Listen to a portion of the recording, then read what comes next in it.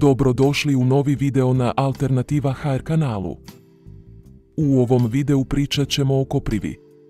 U koprivi pronalazimo znatne količine mineralnih tvari, ponajprije željezo, pa onda acetilkolin, mravlju kiselinu, histamin, vitamine, klorofil, enzime i neke tvari koje snižavaju količinu šećera u krvi.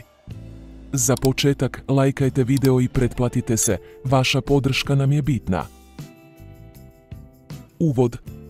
Ukratko o koprivi. Službena medicina počela je koprivu upotrebljavati tek u novije vrijeme. Listovi koprive danas se često koriste za poticanje cjelokupne izmjene tvari.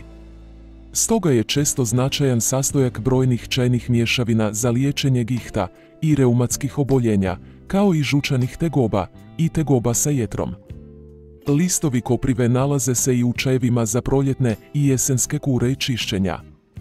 Također, i od samih listova koprive može se skuhati dobar čaj od koprive, koji povoljno utječe na lučenje mokraće, a pohvalno o njemu govore zbog pozitivnog djelovanja na prostatu.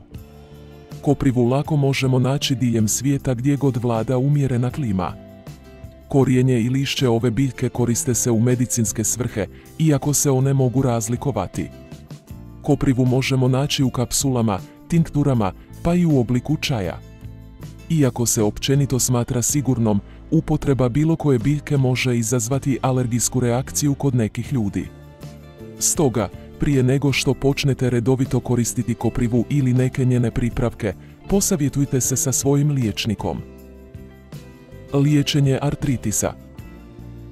Ova biljka vrlo je djelotvorna u ublažavanju boli i oteklina koje prate reumatoidni artritis. Djelovanje histamina je otežano korištenjem ove biljke, kaže doktorica Ellen Feingold. Stoga, korištenje koprive može smanjiti potrebu za nesteroidnim protuupalnim lijekovima, a može se uzimati i zajedno s nesteroidnim protuupalnim lijekovima, omogućujući smanjenje doze lijekova. To može pružiti učinkovito ublažavanje boli, smanjujući pritom mogućnost nuspojava od dugotrajne uporabe medikamenata. Libido. Obična biljka koprive može pomoći u slučajevima smanjene seksualne sposobnosti jer vrlo uspješno zadržava testosteron aktivnim. Lignani, koji se nalaze u biljci, mogu također stupiti u interakciju s globulinom, koji veže spolni hormon, ili SHBG, kako bi spriječili uklanjanje testosterona iz cirkulacije.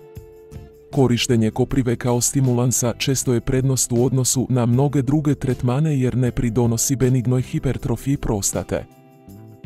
Prirodni analgetik. Protuupalna svojstva. Ekstrakti koprive pomažu u sprečavanju rada upalnih signalnih molekula, koje mogu potaknuti upalu u tijelu.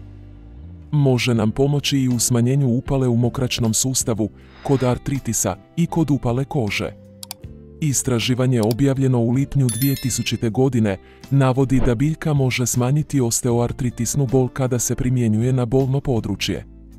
Dnevnici pacijenata i liječničke procjene tijekom 12 tjedana pokazali su da su bol i neugoda kod pacijenata koji su koristili koprivu manji. Čini se da biljka ima dobar analgetski učinak i može utjecati na način na koji tijelo podnosi bolove. Čaj od koprive. Čaj od koprive izravno utječe na bubrege.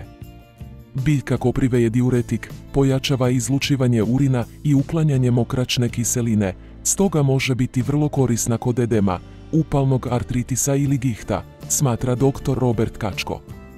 Istraživanja pokazuju da kombiniranjem koprive s ostalim biljem, kao što je patuljasta palma, kod pacijenata mogu dovesti do olakšanja od mokraćnih problema.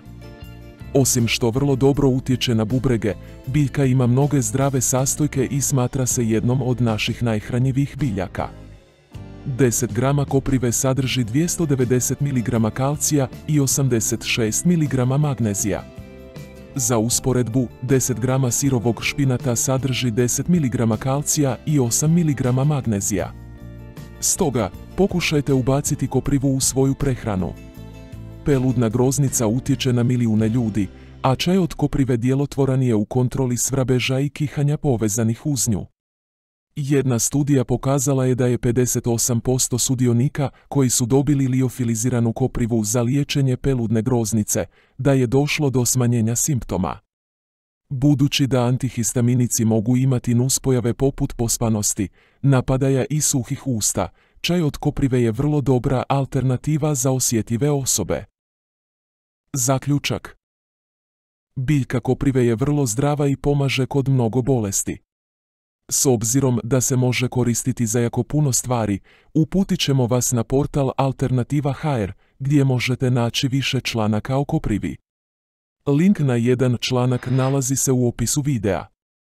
Nadamo se da vam je ovaj video bio koristan.